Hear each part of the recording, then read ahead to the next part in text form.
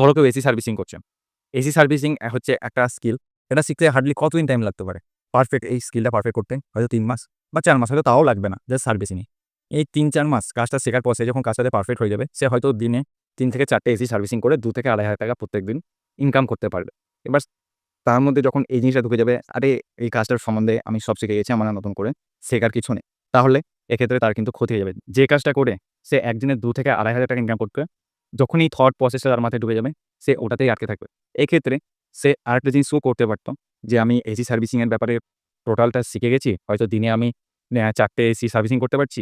এর থেকে বেশি করতে পারছি না। তাহলে আমাকে কি করতে হবে? কিভাবে এটাকে আমি ৪ টে থেকে ৫ টাতে নিয়ে যাবো। একদিনে কিভাবে ৫ টা এসি সার্ভিসিং করব? কিভাবে একদিনে ৬ টা এসি সার্ভিসিং করব? মানে এই যে নাম্বারটা বাড়ানো, এইটা কিভাবে করতে হবে সেই জিনিসটার দিকে সে যখনই নজর দেবে, তখন তাকে কি শিখতে হবে? তখন তাকে টিম বিল্ডিং শিখতে হবে। কারণ হয়তো ২ জনে মিলে কাজ করে। ২ জন মিলে কাজ করে একদিনে ৪ টে এসি রাফলি সে সার্ভিস করতে পারে। এবার সে জায়গাতে সে যখন ৫ টা ৬ টা করতে যাবে, তখন সে ২ জনে মিলে কাজ হবে না। সে আরো লোক হায়ার করতে হবে তাকে। তাহলে এবার লোক হায়ার করাটা তো সহজ বিষয় নয়। লোক হায়ার করাটা হচ্ছে একটা ক্রিটিক্যাল বিষয়। এটা ওটা হচ্ছে একটা স্কিলের মধ্যে পড়ে। তাকে হায়ারিং স্কিল শিখতে হবে। কিভাবে পিপলকে ম্যানেজ করতে হয়, সে ম্যানেজ স্কিল শিখতে হবে। কিভাবে একটা বিজনেস রান করতে হয় তাকে সেটা শিখতে হবে। তাই জীবনে কোনোদিন এই থট প্রসেসটা নিজের চিন্তাভাবনার মধ্যে ঢোকাবে না যে আমি সব জেনে গেছি। আর যদি ঢুকে যাই, তাহলে টেনশন করো না। তুমি তোমার ওই মিডিওক্রিটি আর ওই এভারেজ মিডল ক্লাস লাইফে লিড করবে, তার থেকে ওপরে পৌঁছাতে পারবে না।